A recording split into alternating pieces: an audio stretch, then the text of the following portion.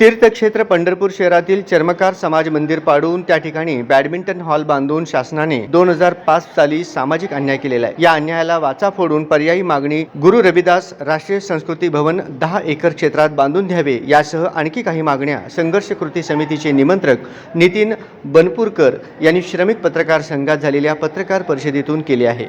मुख्यमंत्र्यांनी आमच्या मागण्यांना न्याय द्यावा, अन्यथा आम्ही मुख्यमंत्र्यांच्या ताफ्याच्या गाडीखाली आमचा बळी देऊ असा इशारा संघर्ष समितीच्या माध्यमातून बनपूरकर यांनी दिलाय। पाहूया ते काय म्हणतात। या देशामध्ये कोणतीही राष्ट्र मागणी असो, या मागणीला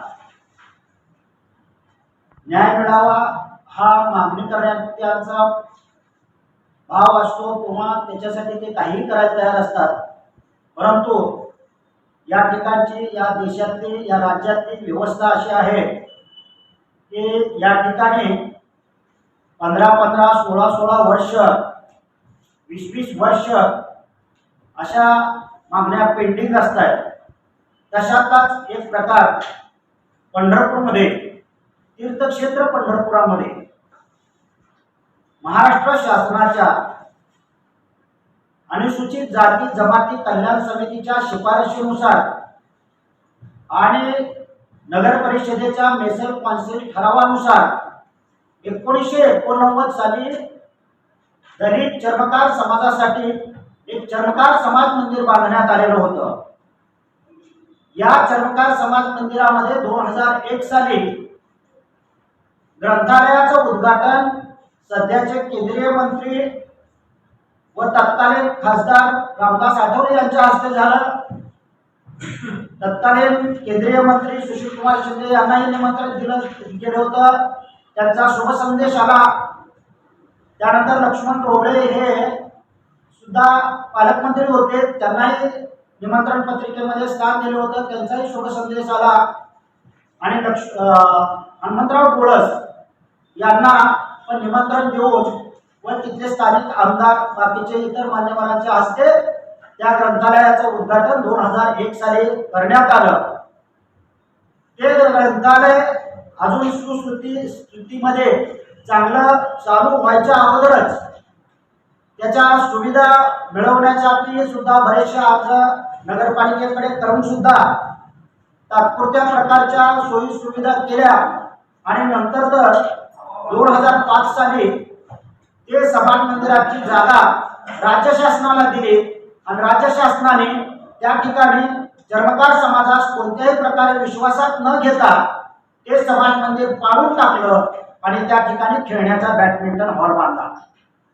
आता ते बांधकाम सुरू असल्यापासून आम्ही लढा लढतोय 2005 पासून। तर बांधवांनो, आता या राज्यामध्ये अशी व्यवस्था झालेली आहे की कोणत्याही मागणीसाठी फास घ्यावा लागतो, मरावं लागतं, जळावं लागतं। अशी परिस्थिती निर्माण झाल्याशिवाय कोणत्याही मागण्या मान्य होत नाहीत।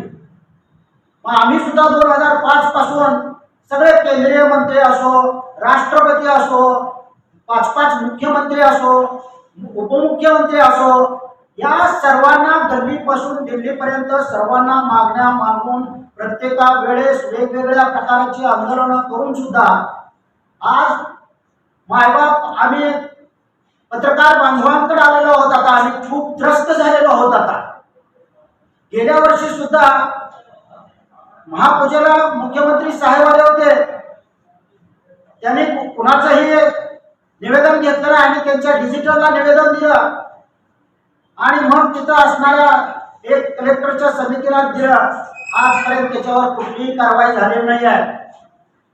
त्यामुळे दुःखाने आणि खेदाने आपलं कोण आहे आता, तर आपलं आता फक्त चौथा स्तंभ असणारा हा माझा पत्रकार बांधव आहे आणि हा पत्रकार बांधवच आम्हाला आमच्या भावना शासन प्रशासनापर्यंत पोहोचवेल या माध्यमातून हा वार्तालाप तुमच्याशी करतोय।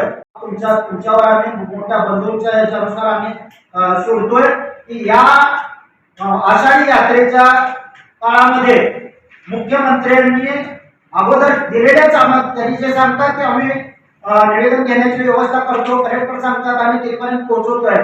तर त्या पत्राची आमची मागणी त्यावेळेस तीच होती, आता तीच आहे. ती मागणी त्यांनी आम्हाला 24 तास अगोदर किंवा 1-2 दिवस अगोदर आम्हाला कळवावी